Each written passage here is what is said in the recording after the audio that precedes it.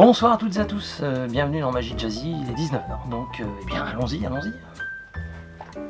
Alors ce soir j'ai décidé de vous présenter un tour, ce n'est pas encore des cartes, on va y revenir là, d'ici 8 jours on va revenir aux cartes, mais je voulais vous parler de Bonto, vous savez que j'adore la triche.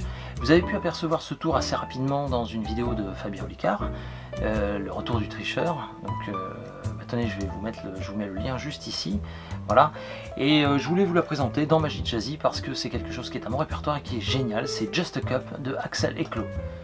Routine très flash, très percutante sur le public et franchement qui a vraiment un très fort impact.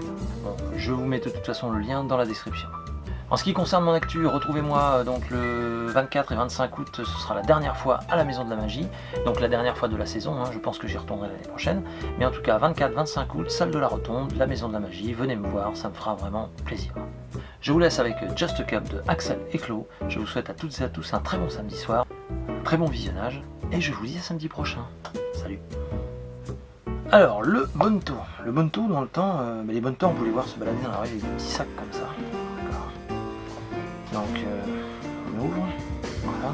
Qu'est-ce qu'il y avait à l'intérieur? Il nous déposait en principe sur une petite table un tapis, le centre d'intérêt du tour, très important, puis, ah oui alors voilà, et normalement des gobelets, en principe 3 gobelets comme celui-ci, des gobelets en cuir, et en principe ça se faisait avec quoi? Je vous pose la question, je vous laisse réfléchir 3 secondes, 1, 2, 3, à votre avis vous avez trouvé? Des, bah oui des dés, effectivement. D'accord? Parfait. Alors, donc, des dés, tout à fait. Je range le sac. Donc, ma question est la suivante. Si je mets le dé sous le gobelet, à votre avis, où est le dé? Ah oui, pour vous, il est sous le gobelet.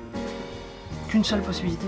Non. En fait, il y a 3 possibilités. Le dé, il est souvent de fois soit sous le gobelet, soit il est dans ma main, soit il est dans ma poche. Vous me suivez? Ok, donc à votre avis, oui. Comment? Dans la main? Non, désolé. Sous le gobelet non plus.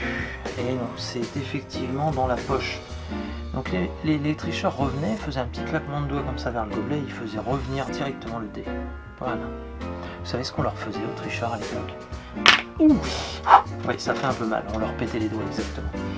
Donc, on va imaginer que le spectateur met la main comme ça bien à plat, d'accord? Le dé dans le gobelet. Attention. Je récupère le dé, on y va, dans la main du spectateur.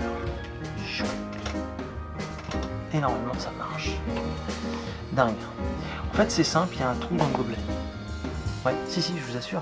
Tenez, regardez bien. En fait ça permet de récupérer le dé quand on le jette dedans comme ça, juste à 2 doigts par en dessous. Voyez-vous? Bon, vous avez compris, c'est simple.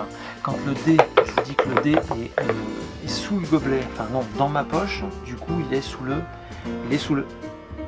Ah mince, ça ne fonctionne pas, je ne comprends pas. Ah si, voilà, il est sous le gobelet, souvenez-vous. Ah oui. Donc d'ailleurs, depuis le départ, vous avez examiné tout. Vous avez examiné le dé, vous avez examiné le gobelet. Il y a un truc que vous avez mal examiné. Souvenez-vous bien, c'est effectivement, eh oui, le petit sac. Le petit sac. Et généralement, les gens, même quand ils mettent la main au fond, eh bien, ils oublient toujours de vérifier et de voir la boule de billard. Comme quoi, ne jouez jamais au Bonto.